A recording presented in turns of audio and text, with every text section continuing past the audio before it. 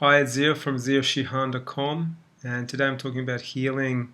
I think it's very important to understand that healing, even though it is a natural process, when we begin to relax, when we begin to allow the intelligence of the body and of the soul to assist us, we can still support the healing process with our conscious awareness. And what I want to do is just illustrate what has been provided as channel information from the higher realms repetitively for many of my clients, and that is really to make use of the universal energies.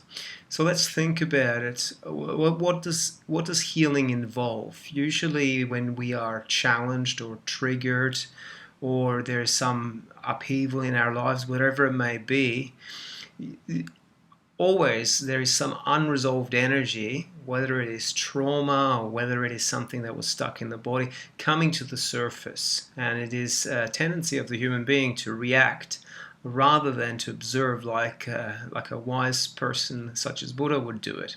So usually the first step is if we know that there is a transforming force which has been called the violet flame or the violet light, it's useful to employ that kind of to take off the edge, not to go into meltdown, not to go into rage, anger, into revenge, and into an unconscious mode where we are reacting and responding rather than assisting the process of releasing and transmuting whatever is coming to the surface. So from my perspective, if we have such a tool and we know how to apply it, that is fantastic. And of course, I don't have time to talk about it in this video. I'm sure I might be able to talk about it in the next one.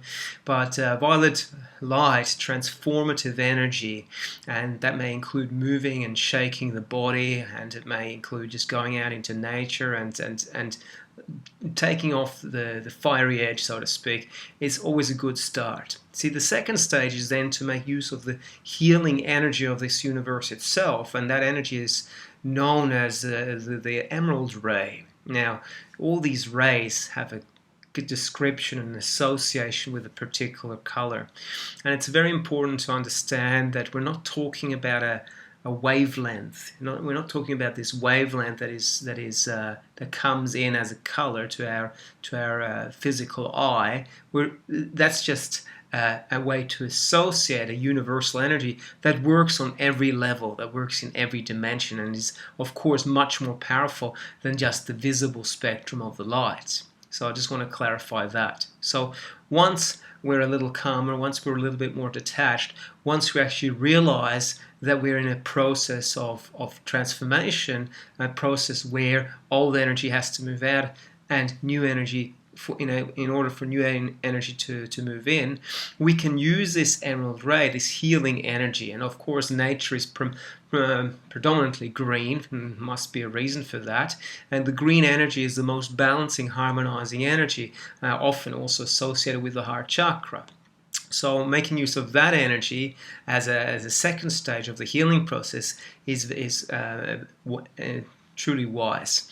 And of course, as part of this stage, one may also want to draw in some unconditional love. In other words, to change one's perspective, or to reach out for help, or to draw for something that allows one to remember that there is great amounts of love available. Now, even if one is alone, even if one doesn't have many friends, or one feels even abandoned by the world, love as a universal energy can be accessed in a more contemplative or meditative state.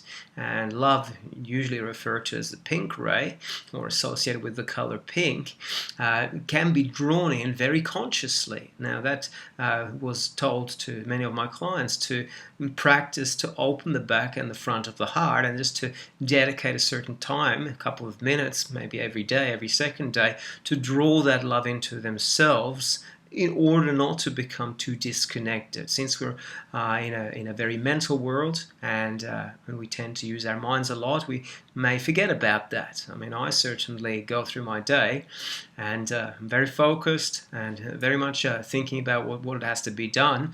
And where does love come into that picture? It comes in maybe when there's an external reminder, a person that has some love for me, or something that is beautiful that evokes an association to love. But if we have internalized it and we have that ability to bring love into ourselves in a more consistent way, we're going to become more familiar with that particular quality. It's actually more than that.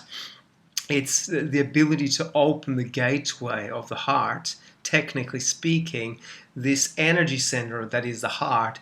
When we're receiving love, we're encouraging this part of our energetic makeup to open, and the great advantage is that old energy can leave more gracefully, more quickly.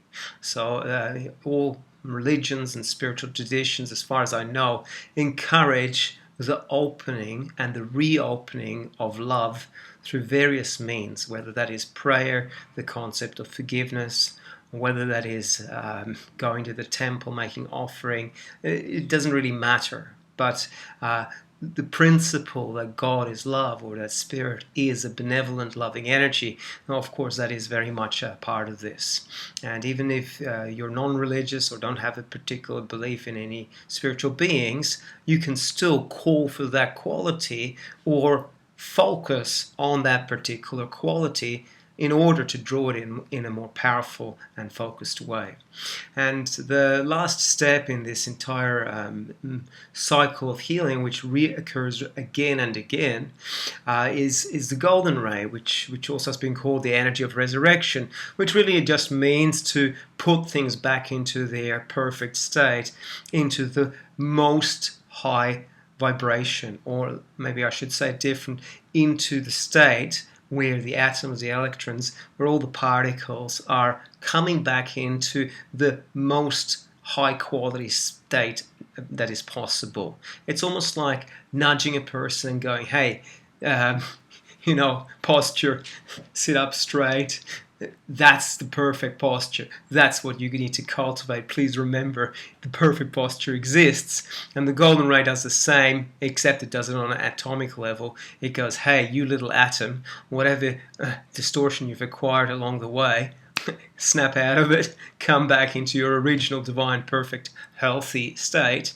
So if we want to finish it off with a dash of golden light, that could be the final cherry on top of the cake. So I hope this is useful. Like, I'm just going to show the bracelets that I've made that are associated to this.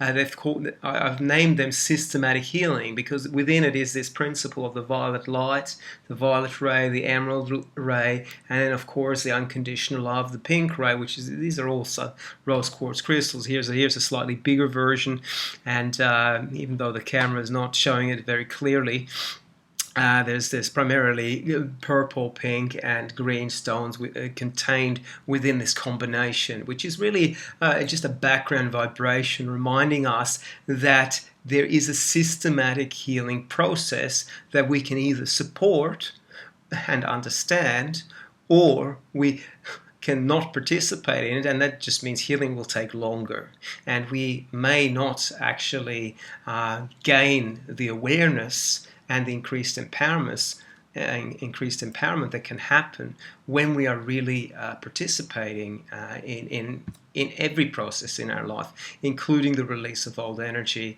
and in order to upgrade our system and to go to the next level. So hopefully this is useful.